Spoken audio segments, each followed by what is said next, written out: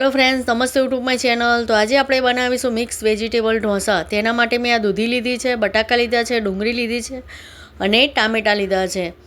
તો મેં દૂધી, બટાકા અને ડુંગળીની છાલ પહેલાં કાઢી નાખી હતી. તો છાલ કાઢીને આપણે આ રીતે છીણી લઈશું બટાકાને. આ જેટલા વેજીટેબલ છે એ બધાને આપણે છીણી લેવાના છે. આ રીતે જો આ રીતે બધાને છીણી લઈશું. તમને મારો વિડીયો અને આ રેસીપી સારી લાગે તો મારી યુટ્યુબ ચેનલને સબસ્ક્રાઈબ જરૂરથી કરજો અને લાઈક પણ જરૂરથી કરજો. તો જો આ રીતે આપણે બટાકાને અને દૂધીને છીણી લઈશું. પહેલાં આ મિક્સ વેજીટેબલ ઢોસા છે જે ખાવામાં એકદમ સરસ લાગે છે અને ટેસ્ટી પણ લાગે છે. તો જો એ જ રીતે આપણે દૂધીને પણ છીણી લઈશું. તો જો દૂધી અને બટાકા સરસ છીણાઈ ગયા છે.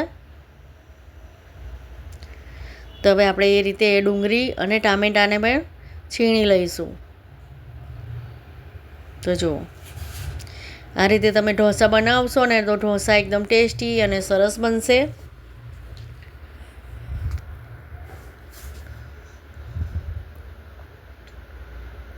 હવે ટામેટાને પણ આપણે એ રીતે છીણી લેવાના છે. જુઓ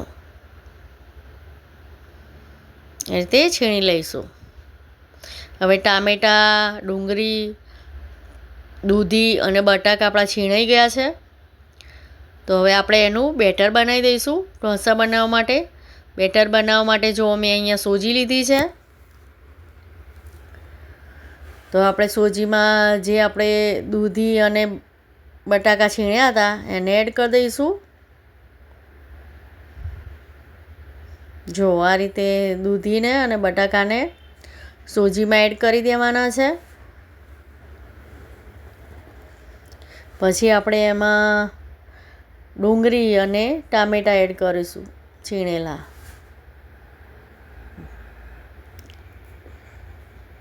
હવે એમાં કોથમીર એડ કરીશું, લીલા ધાણા. પછી એમાં લસણ, લીલા મરચાં અને આદુની પેસ્ટ એડ કરીશું. પછી એમાં મીઠું એડ કરીશું, લાલ મરચું પાવડર એડ કરીશું,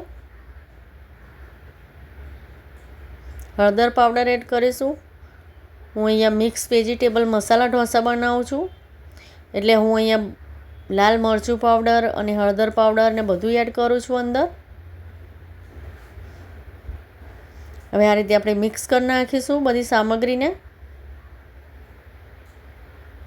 જો તો જો અહીંયા મેં છાશ લીધી છે તો અંદર છાશ એડ કરીશું અને એનું બેટર તૈયાર કરીશું. આપણે બહુ જાડું બેટર નથી રાખવાનું, આપણે પતલું જ બેટર તૈયાર કરીશું જેથી આપણા ઢોસા એકદમ સરસ બને.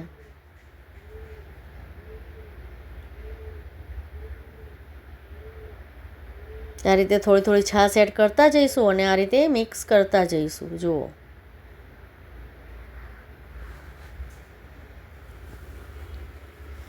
આ રીતે મિક્સ કરી નાખીશું. જુઓ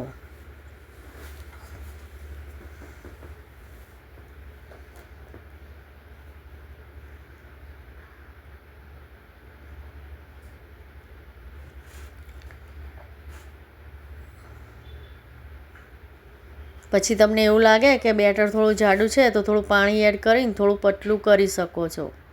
પછી એને આપણે 10 મિનિટ માટે ઢાંકીને મૂકી દેવાનું છે. તો જો 10 મિનિટ રહીને જોઈ લીધું છે, બેટર આપણું સરસ ફૂલી ગયું છે. તો હવે એને એક તપેલીમાં કાઢી લઈશું અલગ. પછી એ તપેલીમાં આપણે મેદો એડ કરીશું 2 ચમચી. મેદો એડ કરવાથી શું ઢોસા ચોંટતા નથી અને સરસ ખુલી જાય છે, ઉખડી જાય છે તવી ઉપરથી. તે માટે મેં અહીંયા મેદો એડ કર્યો. કેમ કે આપણે અંદર દૂધી એડ કરી છે ને, દૂધી એડ કરવાથી શું ઢોસા ચોંટી જતા હોય છે. પણ આપણે શું 2 ચમચી મેદો એડ કરીએ ને તો ઢોસા સરસ એકદમ આસાનીથી ઉખડી જાય છે. તે માટે આપણે 2 ચમચી મેદો એડ કર્યો અંદર. હવે આ રીતે આપણે ઢોસાને પાથરી દઈશું. તો જુઓ અને તવી આપણી એકદમ ગરમ હોવી જોઈએ. જ્યારે આપણે ઢોસો પાથરીએ ને ત્યારે તવીને એકદમ ગરમ રાખવાની છે, તો જ આપણો ઢોસો એક સરસ બનશે. તવી ઠંડી હશે ને તો ઢોસો સારો નહીં બને. તો જુઓ, પછી એકદમ નીચેથી ઉપરથી સુકાઈ જાય અને નીચેથી એકદમ ચડી જાય પછી જ આને પલટાવવાનો છે. જો પહેલાં તમે પલટાવશો ને, ઉપરથી સુકાયો નહીં હોય ને પહેલાં પલટાવી દેશો ને, તો ઢોસો તૂટી જશે અને સારો નહીં બને. એટલે નીચેથી જો આ રીતે સુકાય ને બરાબર પછી જ ઢોસાને પલટાવવાનો છે. અને આ ઢોસાને થોડો કડક જ રાખવાનો, કેમ કે બધા મિક્સ વેજીટેબલ છે ને, એટલે આ ઢોસાને થોડો કડક હોય ને તો જ સારો લાગે છે. એટલે આ ઢોસાને થોડો કડક જ આપણે અહીંયા બનાવીશું. તો જુઓ, સોજીનો ઢોસો તૈયાર છે.